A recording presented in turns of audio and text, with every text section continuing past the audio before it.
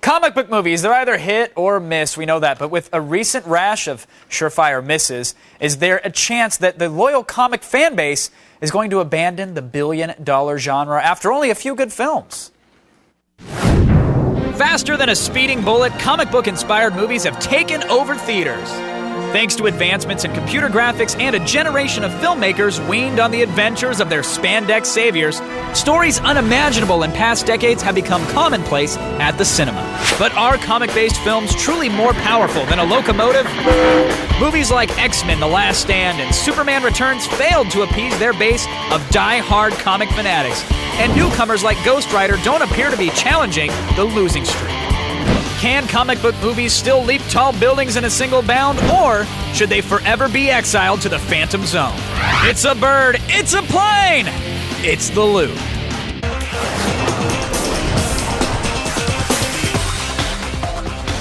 Joining us via satellite to help us make sense of it all from New York, VP of Publishing for Wizard Entertainment, Rob Felton, and from Los Angeles, our own resident comic geek, Miss Blair Butler. Welcome to The Loop, everybody.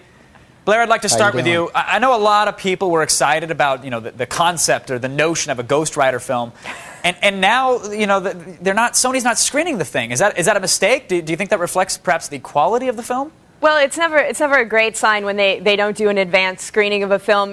Ghost Rider is sort of, in the Marvel canon of characters, I would not put Ghost Rider sort of up there with your Spider-Mans or your Wolverines or even your Fantastic Four, which I think has such a built-in audience. I would almost put Ghost Rider over with like Blade, which to me really sort of started this whole comic book trend.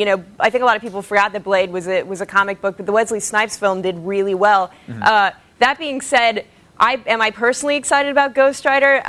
No. I don't know that the pedigree is necessarily something I'm super enthused about the way I'm enthused about like a Christopher Nolan, a Batman or the sequel. Sure. Rob, what do you think? Are you excited? Do you worry about Nicolas Cage being up there at all? I don't think you need to worry about Nick Cage. I think he does a great job. The director, Mark Steven Johnson, brought down 10 minutes of footage down to our Wizard World Texas show. The fans went nuts. They loved it. They wanted him to show it again and again and again. So, the fact that they're not showing it for critics, oh well. The fans are going to get what the fans know they want.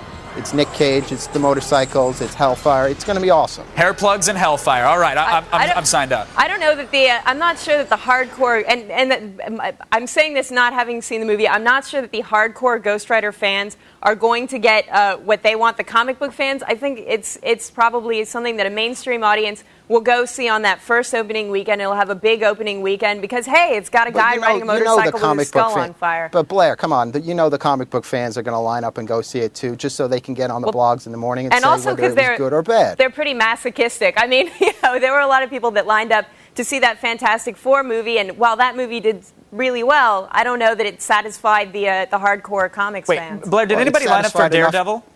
Actually, I think Daredevil did relatively well. I mean, when he sort of, I will be one of the first to say I lined up for Daredevil. I was excited, especially because Marvel was coming off of X-Men and Spider-Man. Well, Blair, you said it did well, though, and that's why I got to ask Rob a question here, because it's the latest in, Blair, Daredevil isn't, but the disappointing superhero films. I mean, people had a bad reaction to X-Men: The Last Stand and Superman Returns. Well, they had a bad reaction to almost $500 million on a worldwide box office. I mean, I wish we could all get bad reactions like that. So you think monetarily it's successful, and that defines success for the hardcore comic fans? I mean, did it please everybody? Maybe, maybe not. But it pleased enough people that they're going to continue to make films in the X franchise. Well, I would just say that I think it did well. The sort of disappointing thing is that, to me, the more watered down of the comic movies like Fantastic Four and the third X-Men installment, they did very well. I think they did better than the ones that I, as a fan, really love, the Bryan Singer X-Men films.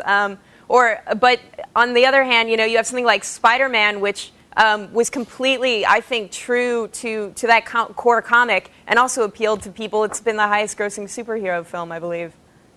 All right, well, let's transition to the 300 here, because this is a movie that I wonder how it's going to do with hardcore comic fans as well as just casual moviegoers. I had the chance to see it recently, and I loved it. I had a blast at the film. Rob, have you had a chance to see anything, and what do you think the buzz is on this film? I haven't had a chance to see it. Some of the people on my staff has. you know, they loved it. We think it's going to be the breakout hit of the winter season. It's graphically beautiful. It tells an absolutely amazing, you know, the greatest underdog story of all time.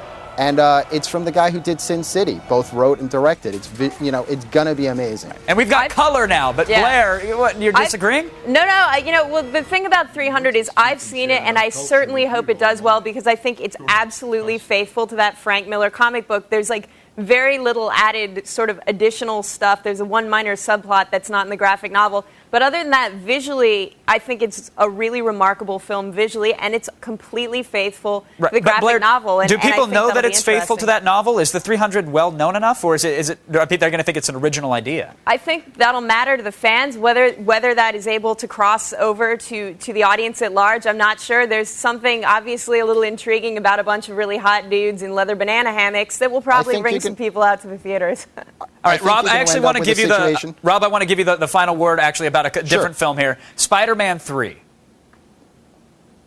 What do you want to know? It's Spidey. Everyone loves the character. They're bringing Venom in. They're bringing Sandman in. The Goblin franchise is going to continue in some way, shape, form with Harry's son. Is it going to deliver the way the first two had, though? I think so. I think Tobey's a great actor for the part. I think Sam Raimi, the director, knows the character, stays true to the mythos while making it widely acceptable to a big audience, but you know, keeps that comic book fan really happy. Sure, definitely. I think it'll be huge because that's one of those few movies that appeals to the core fan base and to everybody else. I mean, who doesn't want to see Spidey fight, you know, Sandman, possibly Venom, and a Night Thrasher-looking version of I know I'm signed up. It's one of those few franchises that still continues to amaze. I want to thank you both. Thanks to Rob and Blair for keeping us in the loop on this one. Thank you. Listen, comic book movies, they're going to continue to be recycled genre movies until we get some new original superhero characters. You know, sure, Stan Lee was great. I know, it's fantastic, but somebody, somewhere, please, create something new. Seriously. Attack of the Show, weeknights at 7, only on G4.